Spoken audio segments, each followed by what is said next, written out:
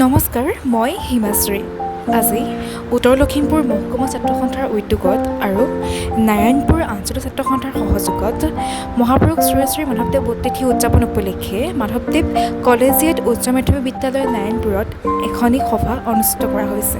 গতিকে সেই উপলক্ষে আমাৰ শংকৰদেৱ মহাবিদ্যালয়ৰ ফালৰ পৰা এটি দল অংশগ্ৰহণ কৰিবলৈ যাবলৈ ওলাইছোঁ। গতিকে ব'লক আমি এতিয়া ওলাওঁ। ফাইনেলি এয়া আহি কলেজ পালোহি। এতিয়া আমি প্ৰেক্টিছ কৰি অলপ যাম তালৈ। চাই থাকিব। আজি মোৰ লগত আছে আমাৰ নামতি গৰাকী ব'লক তাৰ পৰা শুনো। মাধৱদেৱ তিথিৰ উপলক্ষে এটি সানাম গাবলৈ ওলাইছোঁ। চাই থাকিব।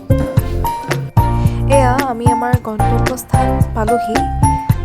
প্ৰথমে আমি ইয়াত পাই আমাৰ যিহেতু আগতেই নামভৰ্তি কৰোৱা আছিলে, গতিকে আমি প্ৰথমে চালোঁগৈ যে আমাৰ নামটো কিমান নম্বৰত আছে। চাই মেলি আহি বিভাগীয় কৰ্তৃপক্ষই এবাৰ খোৱা বোৱাৰ যোগাৰ ধৰিলে।